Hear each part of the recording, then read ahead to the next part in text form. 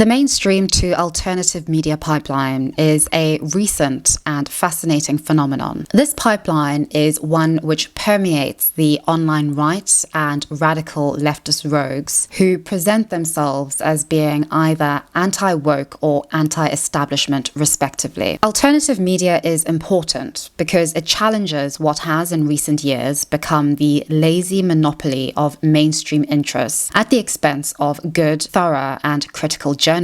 Not only money, but politics has permeated the integrity of one of society's most important art forms. And yes, although this permeation of mainstream journalism and mainstream media is nothing new, it is manifesting itself in a divisive modern climate in which no accountability or responsibility seems to exist. But I just want to preface by saying that I'm not talking about all kinds of alternative media. There are inevitably journalists, writers, and online personalities who try their best in an increasingly godless landscape. But what I am talking about is a far more successful form of alternative media that is doing everything but trying its best. It is largely composed of two groups of media personalities. The first group are individuals, mainly failed actors, directors, and writers, who've been rejected by the mainstream media or failed to find their deserved infamy. And the second group are those whom the mainstream media once adored but eventually canned once said individuals became too great a liability. This Saturday, damning allegations against British comedian turned social media wellness guru and YouTuber Russell Brand took the internet by storm. These allegations and an ensuing investigation conducted over several years by The Times, The Sunday Times, and Channel 4 dispatches has compiled evidence that Russell assaulted and emotionally abused at least 4 women during a 7-year period at the height of his career. One of the women was a 16-year-old schoolgirl. Russell was 31 years old at the time. Russell had the following to say in an under 3-minute statement released a day before the damning article and accompanying documentary were released. Now, this isn't the usual type of video we make on this channel where we critique, attack, and undermine the news in all its corruption, because in this story, I am the news. I was always transparent about that then, almost too transparent, and I'm being transparent about it now as well. And to see that transparency metastasized into something criminal that I absolutely deny makes me question, is there another agenda at play? It's been clear to me, or at least it feels to me, like there's a serious and concerted agenda to control these kind of spaces and these kind of voices. And I mean my voice along with your voice. What I found interesting was his wording that permeates this particular subset of the alternative media. It isn't that Russell Brand is being attacked by a concerted mainstream media effort. Importantly, you are. It is vital that you, as he ends off his video, stay free. In the meantime, I want you to stay close, stay awake, but more important than any of that, if you can, please stay free. In a post-truth world where experts are pariahs, where academia has lost its credibility and intellectual culture has rotted itself to the core, the idea of staying free and not believing anything, even claims of abuse which ought to induce outpourings of human compassion, empathy, and concern, works above all to tear our modern civilization even further apart. And in tearing us apart, it actually does the exact opposite of what many post-truth devotees rarely seem to want. A nostalgic sense of community, a life that is full of purpose, affirmative recognition, and above all else, I would guess, is love. Not just love from family, but love from the community in which they immerse themselves in. Russell Brand has successfully rebranded himself as a contrarian in the last few years, and he has clearly filled a void in many a viewer's social media life. His YouTube channel has attracted an audience with a very distinct identity. Although inevitably diverse in identity, they are nonetheless anti-woke, anti-feminist, and anti-establishment. establishment. The mainstream media is presented as platforming ideas and people who can be dubbed as postmodernists. And because these viewers and these contrarians are anything but postmodernists, their disdain for our postmodern, or more so just modern world, is positively affirmed by these contrarian thought leaders. The postmodern mainstream media and its followers are a perfect enemy to garner a sense of meaning from. Now, in my opinion, it isn't that these contrarians and viewers actually hate women or hate minorities, nor necessarily the progressive powers that be. Rather, it has more to do with a sense that progressive politics has gone too far and they aren't being listened to. What is interesting, and what I've personally noticed, is that the mainstream media and its followers have almost by default made the immutable characteristics of these normies bad. To be white, to be socially conservative, even to be liberal, to be heteronormative, to be a heterosexual is seen as a default bad thing. And therefore, when it comes to these normies who believe themselves to be on the side of reason and rationality, it is almost as if they have preemptively fallen upon their swords. Their responses to the Russell Brand allegations mirror that of the widespread anti-#MeToo backlash and the increasing dissent of gender-critical journalists from mainstream liberal outlets. Basically, the widespread sentiment is that the mainstream media has lost credibility and all reason. And as a result, viewers and normies are feeling increasingly rejected and isolated from their own media outlets, from their own society, from a very valuable art form which is meant to bring society together, which is meant to offer solutions, which is meant to be trusted above all else. And with the loss of that,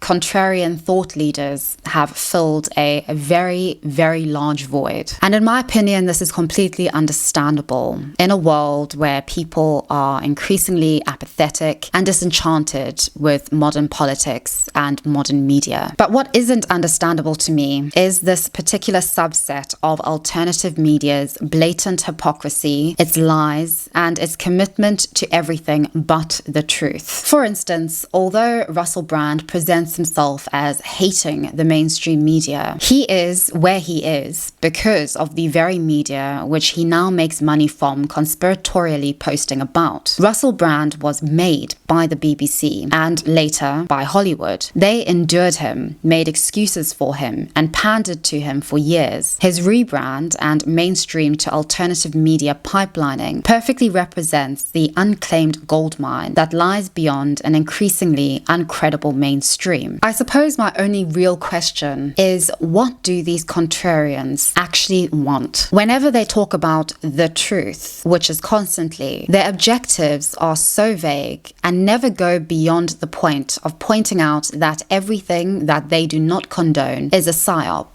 And as a result, people who do terrible things, as well as their equally self-unaware followers, can take the easy route, because blaming everybody else is so much easier than acknowledging wrongdoing or the feelings and experiences of your universal enemy. In the case of contrarian thought leaders like Russell Brand, like Andrew Tate, like Tucker Carlson and Candace Owens, the universal enemy is always reduced to one group and body of people, women, specifically young women, who are all self-interested, liars, money-hungry, and feminists. Russell Brand made a reference to himself getting too close to the truth when warning his 6.6 million followers about the ensuing allegations on Saturday. But that's the thing which constantly stubs me. What is the truth that him and his followers keep harking back to? We are all told that the truth is being hidden from us, or that these alternative pundits, presenting themselves as messiahs and earthly messengers, have the means and exceptional knowledge to access the truth. Yet they, in all their infinite wisdom, never ever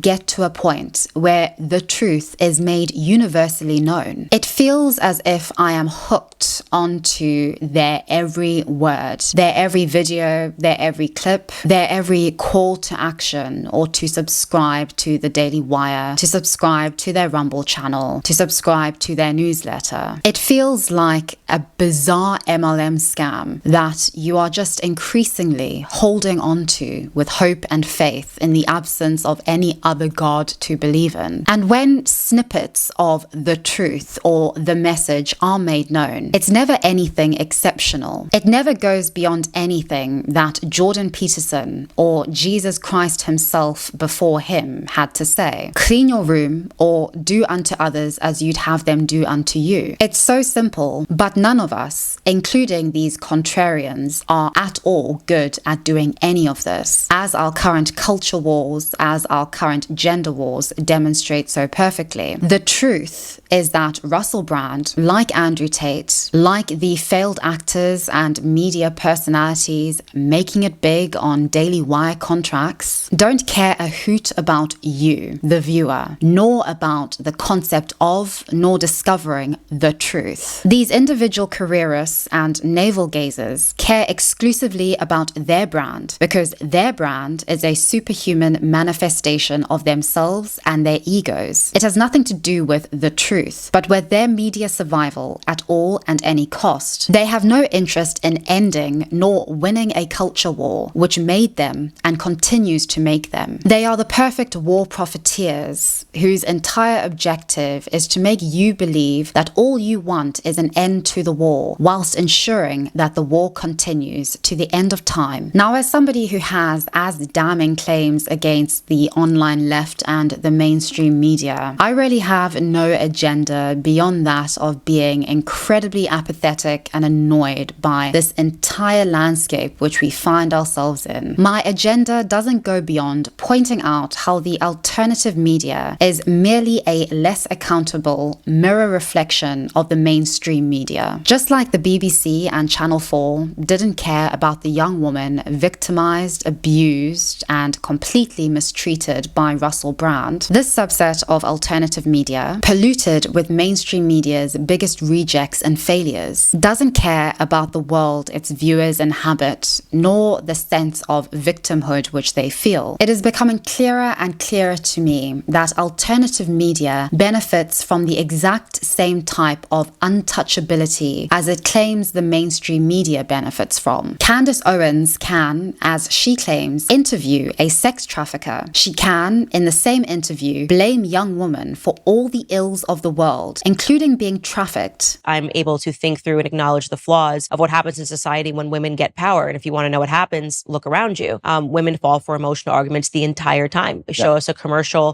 show us, it's so sad. And before they get to the rational aspects of it, they're already invested emotionally. And I think that virtually every societal ill that we are facing today is because of women. Russell Brand can blame the mainstream media for coming after him because he holds the truth. It doesn't matter that he allegedly rammed his into a 16-year-old schoolgirl's mouth, that he allegedly 3 women and has allegedly conducted himself in a way which warrants at least sexual harassment claims. We live in a post-truth world, and we live in a world in which such individuals can claim that they are the current messengers and messiahs of truth. He's a rebel Jesus being persecuted by the Jews, or in today's world, he's the rebel contrarian being persecuted by the mainstream media. And as we know, according to many in the post-truth world and some subsets of the alternative media, the mainstream media is run by the Jews. How they grapple with the existence of Ben Shapiro is a perfect example of the mental gymnastics that are constantly performed in pursuit of a zero accountability truth-seeking venture. But I digress. All in all, there is no truth. The truth is really nothing that is being hidden from you. It is nothing mysterious nor lucrative. It's nothing that you have to discover. or that some lucrative powers that be are trying to hide from you. These are merely distractions from you actually doing the thing that will really make you happy, that will really make your life fulfilling. Practicing self-awareness, practicing responsibility and accountability as an individual to yourself and to your loved ones. Spending less time on Twitter, calling out the wrongs of everybody else except yourself. Practicing your own critical thinking without the insights of contrarian thought leaders who have the intellectual capacities of my middle toe. The alternative media is not your friend. The alternative media is there for nobody else but themselves. Andrew Tate doesn't care about young men. Russell Brand doesn't care about the truth or staying free. Candace Owens doesn't care about anything except Candace Owens. We deserve better from the media. We deserve better from alternative media, and